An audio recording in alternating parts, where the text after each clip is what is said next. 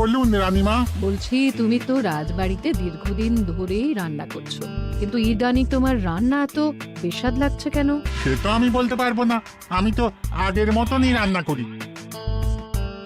ছোট মুখে বড় কথা বলছি, আমি কিছু বলতে চাই রানীমা।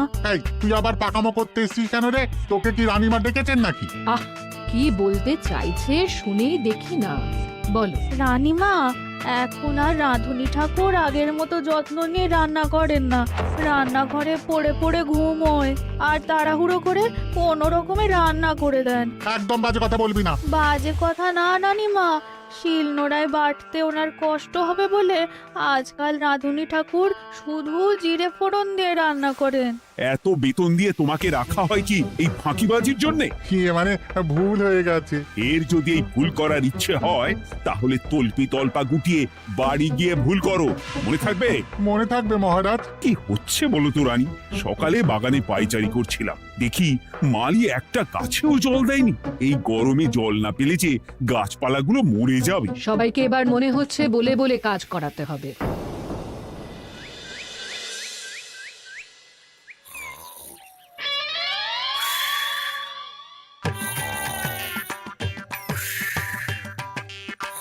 কি গো, কদিন ধরে তো তুমি শুধু খাচ্ছ আর ঘুমোচ্ছ। বাজার দোকান কিছুই নেই গো, রাজসভাতেও যাও না। কি যে করি।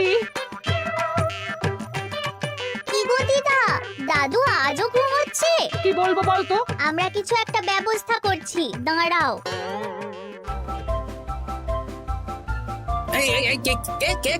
ওঠো দাদু, আর কত ঘুমে? উড়ে একটা সীমা থাকে। ওঠো বলছি, ওঠো ওঠো না। আমি বুঝতে পারছি বাড়ির কাজ, বাজার দোকান এসব না করার জন্য তুমি পড়ে পড়ে ঘুমোচ্ছ। দাদু কাজে ফাঁকি দিচ্ছে দিদা। দে পুটি, আর সরসরি দে দে।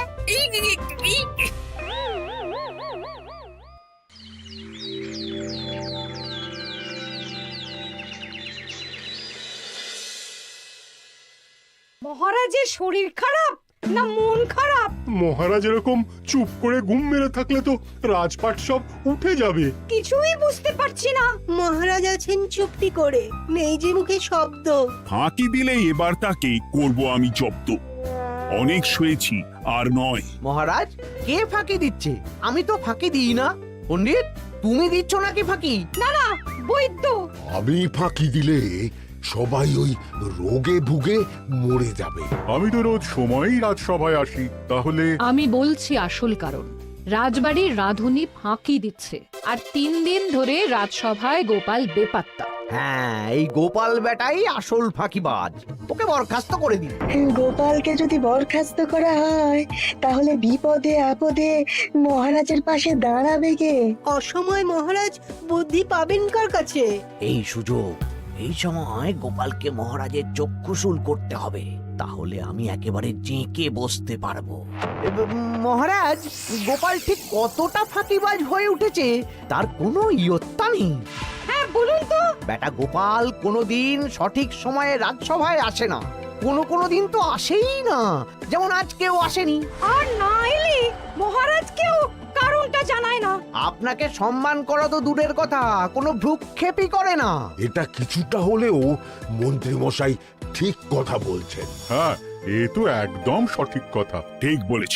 প্রহরী, প্রহরী, বলুন মহারাজ। তুমি আরেকজনকে সাথে নিয়ে এক্ষুনি গোপালকে তুলে নিয়ে এসো। আচ্ছা মহারাজ।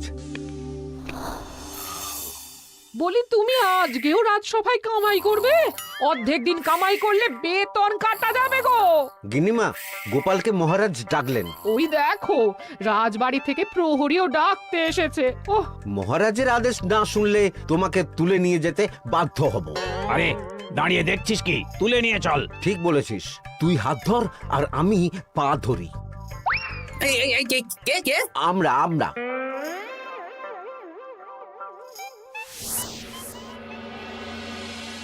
এসব কি গোপাল? তুমি বাড়িতে আছো, ঘুমোচ্ছ, অথচ রাজসভায় আসছো না। কি ব্যাপার? আগে মহারাজ, মস্তিষ্ককে বিশ্রাম দিয়ে বুদ্ধি বাড়াচ্ছিলাম। অনেক ব্যবহার হয়েছে তো, তাই একটু বিশ্রাম দরকার আর কি। আমার পুরো রাজসভাটাই ফাঁকিবাজ। আমি সবাইকেই বিদায় করব, আর গোপালকেও।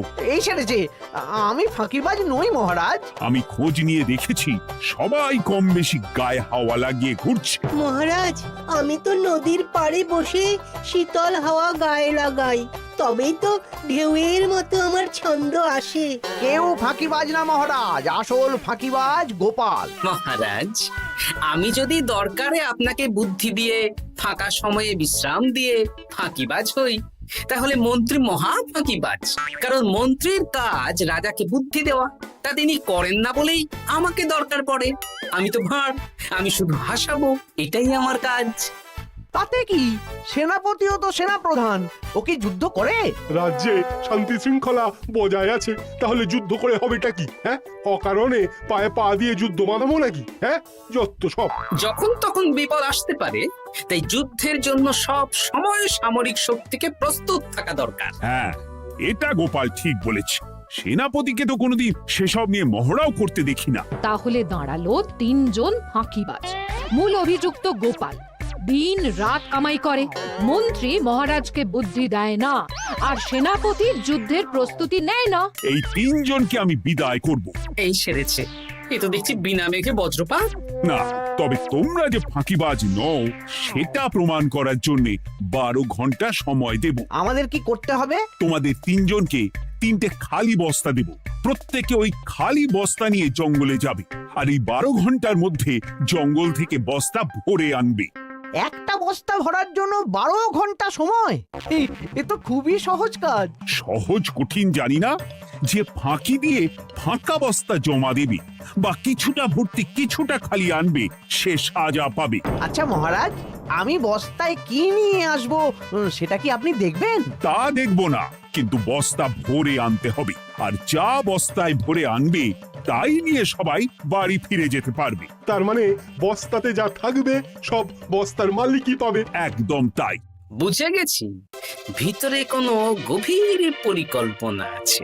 প্রহরী, প্রহরী, তুমি এই 3 জনকে 3টে বস্তা দিয়ে দাও। যথা আজ্ঞা মহারাজ। আর বাকি সভাসদেরা আজকে রাজসভাতেই থাকুক। ওরা 3 জন আসবে, ওদের বিচার হবে, তারপর ফিরবে। আমাদের খাওয়া দাওয়া তাহলে রাজবাড়ির তরফ থেকেই দেয়া হবে মহারাজ? হ্যাঁ। জঙ্গলে তো যাচ্ছি, কি নেব? গোপাল, আমি বলি কি, তুমি বরং আমার বস্তায় ঢুকে যাও, আমি তোমাকেই নিয়ে ফিরে যাই, লেটা চুকে যাবে। আপনি যদি একা আমাকে বস্তায় ভরে নিয়ে যেতে পারেন তো চলুন। একা? এই সেরেছে। দাঁড়ান, আমি আপনার কাঁধে চড়ে দেখি আপনি আমাকে বইতে পারবেন কি পারবেন না। না না, মুখ ফসকে বলে ফেলেছি, মাথা খারাপ নাকি? তাহলে নিজের মতন থাকুন।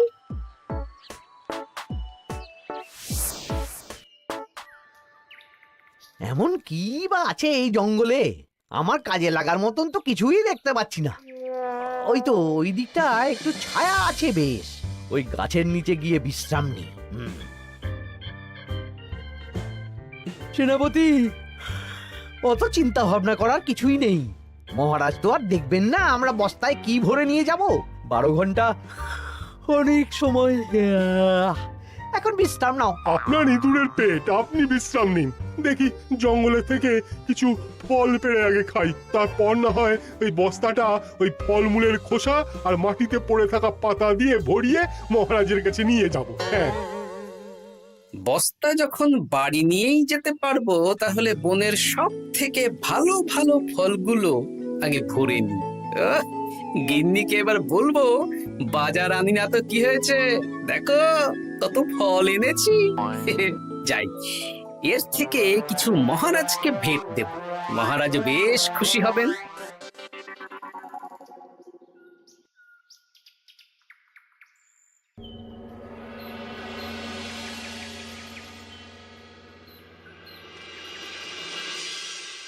উফ, এই এত বড় জ্বালার মতো পেটখানা নিয়ে এই তেল্লাই গাছে উঠবো কি করে?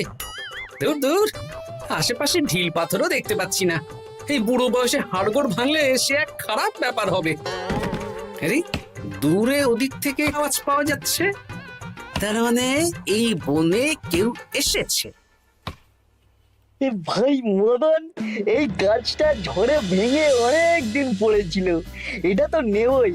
তুই ওদিকে দেখ, কত মোটা একটা সেগুন গাছ রে। ওই গাছটা নিয়ে গেলে আমরা 1 বছর বসে খেতে পারবো। তাহলে আর দেরি কেন, হাত লাগা। আরে আরে আরে, করো কি এগুলো সব আমাদের মহারাজ কৃষ্ণচন্দ্রের পছন্দের গাছ। ভুলেও এই গাছ কেটে নিয়ে যাওয়ার ভাবনা চিন্তা করো না। আর ওই সেগুন গাছটা তো মহারাজের সবচেয়ে প্রিয়। আরে মহারাজ কি করে জানবে শুনি, এই বনে তো তিনি ভুল করেও আসেন না। এই যে আমি আসি, আমি মহারাজের দূত। তোমরা যদি ভুল করে ওই সেগুন গাছে হাত দাও তাহলে কিন্তু তোমাদের গর্দান যাবে।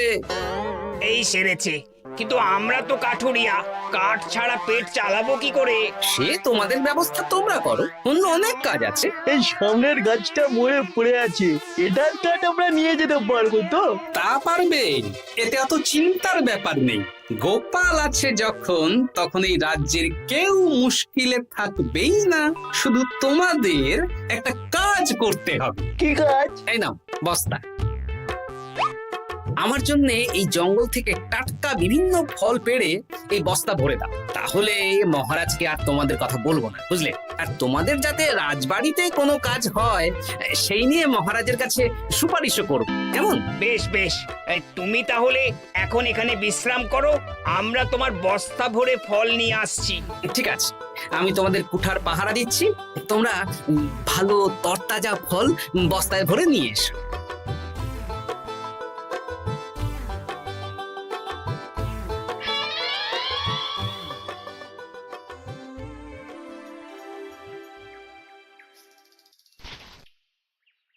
ব্যাস ব্যাস ব্যাস, আমার বস্তায় পাতা ভরা হয়ে গেল, এবার যেতে হবে। আমারও বস্তা ভরা হয়ে গেছে মন্ত্রী মশাই। হ্যাঁ, কটা ফল খেলাম আর কটা ভরে নিলাম, আর বাকি জঙ্গলের পাতা ভরে ফেলেছি। হ্যাঁ, আবার কি কি ভরেছি আর কি ভরিনি সেসব তো মহারাজ আর দেখতে যাবেন না। তাহলে আর দেরি কেন, চলুন হাঁটি হাঁটি পা পা করে এগিয়ে যাই। গোপালকে তো দেখতে পাচ্ছি না। ও বেটা যা কুঁড়ে, হয়তো এখানে এসেও ঘুমিয়ে পড়েছে। আবার কালকে সকালবেলা উঠবে।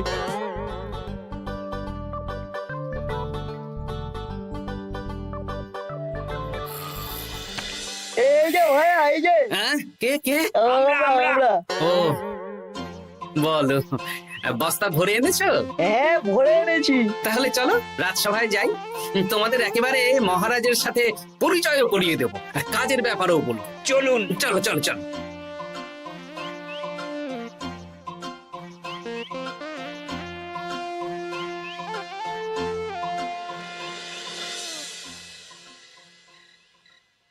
দেখা যাক মন্ত্রী সেনাপতি গোপাল কখন বস্তা ভরে আনে। এই তো চলে এসেছি, বিশ্রাম নিলাম, বস্তাও ভরে ফেললাম। এই দেখুন মহারাজ, আমিও বস্তা ভরে এনেছি। বাহ, তোমাদের বস্তা দেখে তো মনে হচ্ছে খুব হালকা। হ্যাঁ, আপনি যখন আমাদের বস্তা ভরে কি এনেছি সেটা দেখবেন না, তখন অত খাটাখাটনি করে কি লাভ মহারাজ? কিন্তু গোপালের এখনো অবধি দেখা নেই, ও কি সোনা গয়না ভরে আনছে? গোপাল যা কুঁড়ে আর ঘুমকাতুরে, হয়তো জঙ্গলেও ঘুমিয়েই পড়েছে। মহারাজ, আপনি একটা কাজ করুন, আমাকে আর মন্ত্রী মশাইকে যুগ্মভাবে বিজয়ী ঘোষণা করে দিন, ব্যাস। এত তাড়া কিসের? বাবা বাবা বাবা বাবা, তোমরা তিনজনেই বস্তা ভরে এনেছো, আমি খুব খুশি। আমার কথা শুনে কাজ করেছো, তোমরা তিনজনেই বিজয়ী। এবার বাড়ি যাও যাও। গোপাল কি করে বিজয়ী হয় মহারাজ? এই বস্তা ভরে নিয়ে আসাতেও তো ওর ফাঁকিবাজি ধরা পড়ছে। কিসের ফাঁকিবাজি? এই যে দুটো লোক তোমার হয়ে বস্তা বয়ে আনলো, সে তো মহারাজ সহ আমরা সবাই দেখতেই পেলাম। তা তো ঠিক, গোপাল নিজে হাতে বস্তা ভরে আনেনি। মহারাজ বস্তা ভরে আনতে বলেছেন, আমি এনেছি, এখানেই কথা শেষ। আমি কাকে দিয়ে বস্তা ভরালাম, কে আমাকে সাহায্য করলো, সেসব তো কোনো শর্ত আরোপ করা ছিল না। কিন্তু পরীক্ষাটা তো কে ফাঁকিবাজ সেটা প্রমাণ করার পরীক্ষা। এখানে তো তুমি ফাঁকি দিলে গোপাল। এটাও ঠিক কথা, তাহলে গোপালের শাস্তি পাওয়া উচিত। মহারাজ, আপনার শর্ত ছিল সেই ফাঁকিবাজ বলে প্রমাণিত হবে যে বস্তা খালি আনবে। এইখানে আপনি একটা ছোট্ট ভুল করেছেন মহারাজ, বস্তায় কি আছে সেটা দেখবেন না আগেই বলে দিয়েছেন। তা তো বলেছি। আপনি নিশ্চয় জানেন পাঠশালায় কিছু ছাত্রছাত্রী থাকে যারা পড়ার বইয়ে মুখ গুজে বসে থাকলেও পড়ায় তাদের মন থাকে না, মাথাতেও পড়া ঢোকে না, তাই সেই পড়া তাদের কোনো কাজে লাগে না। কি পণ্ডিত মশাই, এদেরকেই তো বলে ফাঁকিবাজ। বিলক্ষণ, এরাই ফাঁকিবাজ। ধন্যবাদ। তেমনি আমি যদি বলি সেনাপতি আর মন্ত্রী মশাই ওই ফাঁকিবাজদের মতনই ফাঁকি দিয়ে বস্তা ভরেছে, তাই ওদের বস্তা এত হালকা। সে তো আমি বুঝতেই পারছি। কিন্তু আমার বস্তায় যা জিনিস ভরে এনেছি তা একার পক্ষে সংগ্রহ করা মুশকিল ছিল, তাই আমি দুজনের সহযোগিতা নিয়েছি। মহারাজ, আপনি কি বস্তা খুলে দেখবেন নাকি? না না, আমি খুলে দেখলে আমার কথার খেলাপ হবে। এবার তো দেখছি আবার তিনজনের পরীক্ষা নিতে হবে। হ্যাঁ, নইলে প্রকৃত ফাঁকিবাজ কে সেটা প্রমাণ হবে না। কিন্তু ফাঁকিবাজ ধরার উপায় কি? মহারাজ, আমরা বরং আমাদের বস্তা নিয়ে বাড়ি না গিয়ে একদিন কারাগারেই থাকি, আর তাতেই প্রমাণ হবে এই বস্তায় সত্যি কি আছে যা আমাদের নিজেদের কাজে লাগবে। এটা ভালো বুদ্ধি।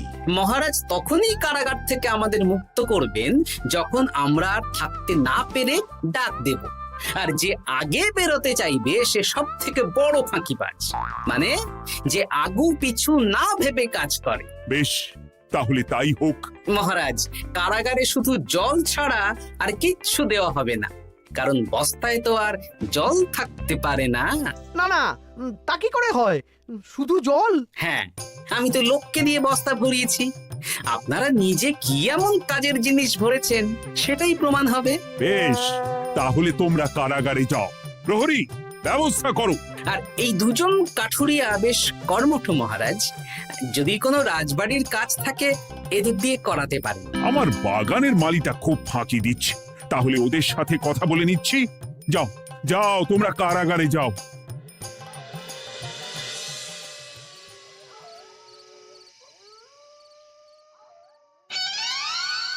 ওরে বাবা রে, কি খিদে খিদে পাচ্ছে রে। দেখি বস্তায় কি আছে দেখি।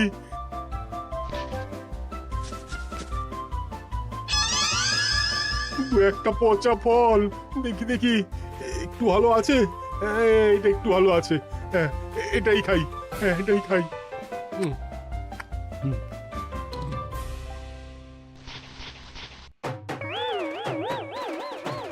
আমি তো শুধু পাতা ভরেছি, কি সেরেছি? আমাকে কি জল খেয়েই কাটাতে হবে? এবার আমি দেখি। টাটকা ফল আর জল, আমার কাছে যা ফল আছে এগুলো খেয়ে আরাম করে 5-6 দিন কেটে যাবে। ও গোপাল, আমাকেও কটা ফল দাও না গো।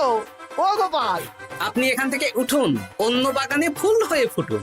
ফল খাবেন, এখন কর্মফল ভোগ করুন। ওরে বাবা, জল খেয়ে আর কতক্ষণ কাটাবো?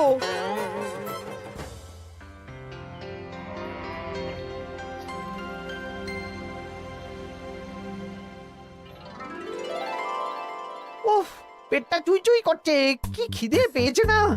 আমি আমি বাড়ি যাব। আপনি বাড়ি যাবেন? তাহলে বেরিয়ে আসুন, বেরিয়ে আসুন। বেটা গোপাল কায়দা করে এমন শর্ত দিতে বললো, পুরো ফেঁসে গেলাম। আমারও তো খাওয়ার মতন তেমন কিছু নেই, আমিও এখানে থাকবো না। আমি এখানেই আছি, ফল খাবো, জল খাবো, আর প্রকৃতির ডাক এলে একটু বাইরে যাব।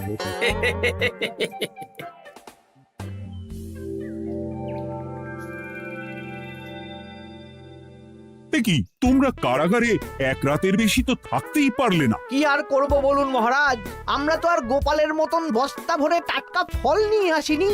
বেটা গোপাল আমাদের দেখিয়ে দেখিয়ে ফল খাচ্ছিল, অতি আমাদের খিদে আরো বেড়ে যাচ্ছিল। তাহলে এরা দুজনে তো হার মেনে নিল। গোপাল কি করছে? গোপাল খাচ্ছে আর ঘুমোচ্ছে। ওকেও নিয়ে এসো। আচ্ছা মহারাজ। একই মহারাজ, আমার তো এখনো বাইরে আসার ইচ্ছে হয়নি। কি আর করা যাবে, ওরা হার মেনে নিয়েছে, তার মানে তুমি জয়ী হয়ে গেলে গোপাল। আমার বস্তায় ভরে অনেক ফল এনেছিলাম, এখনো অনেক আছে। আপনি তাহলে বাকি ফলগুলো নিয়ে নিন। তাহলে তো এটাই প্রমাণ হলো গোপাল কাজের সময় ফাঁকিবাজি দেয় না, শুধু বুদ্ধি বাড়ানোর জন্য একটু বেশি ঘুমোয়। এই নাও গোপাল, তোমার উপহার। মহারাজ, আমি সময়ের কাজ সময়ে করি আর বাকি সময় একটু ঘুমাই। আমার এখন ঘুম দরকার মহারাজ, কাল থেকে অনেক ধকল গেল যে। বেশ, তোমাকে ঘুমানোর জন্য 1 সপ্তাহ ছুটি দেওয়া হলো। ধন্যবাদ মহারাজ। কি সেনাপতি আর মন্ত্রীমশাই, এবার বুঝলেন তো ফাঁকি দিলেই ফাঁকে পড়তে হয়, তাই কাজ করলে ভেবে চিন্তে করুন। চলি।